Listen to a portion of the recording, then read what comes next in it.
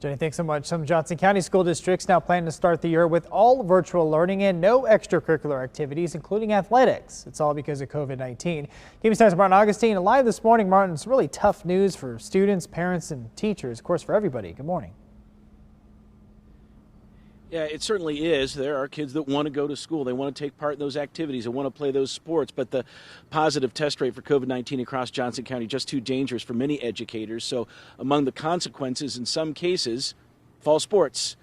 For the time being, the stadium here at Shawnee Mission North is going to go quiet. Now, the Shawnee Mission and DeSoto school districts are going to start the school year with online instruction for all grade levels, and there will be no activities nor athletics for now. More on that in a moment.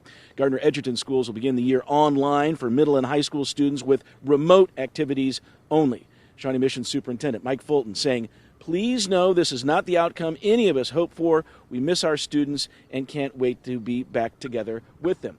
So if the fall sports and activities are shut down, what's going on here at the football stadium? Well, that's the football team practicing. There's a cross-country team practicing here, and nearby the marching band at Shawnee Mission North is rehearsing. The shutdown doesn't go into effect until Friday's rehearsals and practices are complete. And we do need to point something out, that the Shawnee Mission School District's working with the Kansas State High School Activities Association for a procedure on what to do to restart fall sports and activities if those virus numbers get to be much more acceptable rate, a lot less dangerous. That being said, the district's also working with the Kansas State High School Activities Association on what to do if they move fall sports and activities to the spring. Reporting live, Martin Augustine, KBC 9 News. All right, thanks so much, Martin. Well, this just in, big news for Kansas City's Nelson Atkins Museum of Art. The museum will reopen to the public next month on Saturday, September 12th. Admission will still be free. The museum will use time ticketing to limit the number of guests and keep up with social distancing. The museum shut down in March because of the pandemic. Coronavirus cases are still on the rise in our two states. Missouri is reporting nearly 800 new cases. We'll get an update from Kansas today. For the past couple of weeks, Kansas and Missouri have been holding right around a 10% positivity rate. Right now, Kansas is at 12.5%. Missouri is at 9.8%. According to Johns Hopkins University, they're among 34 states above the recommended rate of 5% or lower. And the coordinator of the White House Coronavirus Task Force is out with health recommendations for Missouri. Dr. Deborah Birx met with Governor Mike Parson and health officials to talk about slowing the spread of COVID-19. Dr. Birx stressed the importance of wearing masks, social distancing, and avoiding big parties, even family gatherings. I know we all want to believe our family members or our neighbors couldn't possibly have COVID. I can tell you across the United States that they do.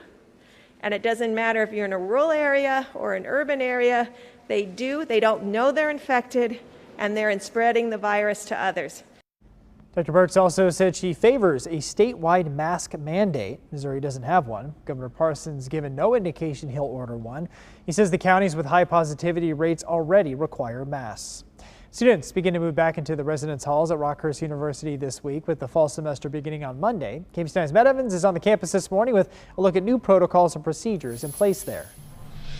Just like at colleges and universities all across our area and all across the country, this fall semester at Rockhurst University will be unlike any other, with university leaders asking that their students, their staff, and their faculty pay extra close attention to their health every day, to hand hygiene and to physical distancing. There are signs all across campus, hundreds of them, reminding the students and the staff about these new safety protocols in place for the fall semester. For example, each student and employee will be required to complete a health screening at the start of every day.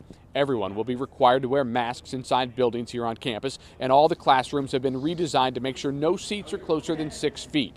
Along with all of these changes, about 40% of the classes will be online, and many more will be hybrid online and in person. We kind of approached it that we're encouraging faculty to think of this as teaching an online class with face-to-face components if they are face-to-face. That way they can pivot at a moment's notice if we have to close campus. For those students moving into the residence halls here at Rockhurst University this week, there's a few things the college has been doing. For example, instead of having just a couple of days for those students to get all their stuff in, they've moved that over the course of 5 days, so there's not as many students trying to move in to the dorms in a single day. On top of that, no visitors will be allowed inside the dorms. Dining halls will be serving all of the meals in boxes, and they're asking that the students that live around campus to take those meals back to their dorm rooms and eat them there. Also, there is a block of rooms that is set aside as quarantine quarantine rooms in case a student contracts COVID-19 or in case they come in close contact with someone with COVID-19 and they need to quarantine for a couple of weeks. In Kansas City, Matt Evans, KMBC 9 News.